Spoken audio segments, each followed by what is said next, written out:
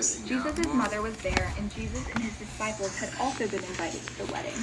When the wine was gone, Jesus' mother said to him, "They have no more wine." And this is kind of a big deal because, so Jesus and his disciples and his mother were all at a wedding, a big social event. And for, the bride and groom to run out of wine at their wedding is kind of a big deal. It's kind of a social faux pas. So Jesus' mother said to him, "They have no more wine." And then Jesus says, "Woman, why do you involve me?" Jesus replied, "My hour has not yet come."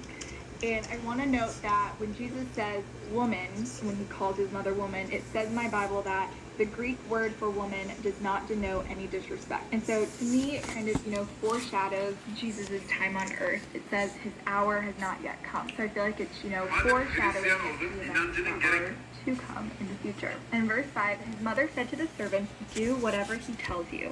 Nearby stood 6 stone water jars, the kind used by the Jews for ceremonial washing, each holding from 20 to 30 gallons. Jesus said to the servants, "Fill the jars with water," so they filled them to the brim. Then he told them, "Now draw some out and take it to the master of the banquet." They did so, and the master of the banquet tasted the water that had been turned into wine. So far we've read about Jesus' first miracle, which is when he changes the water into wine. I want to go through just a few things that I noticed when reading about this miracle of Jesus turning water to wine.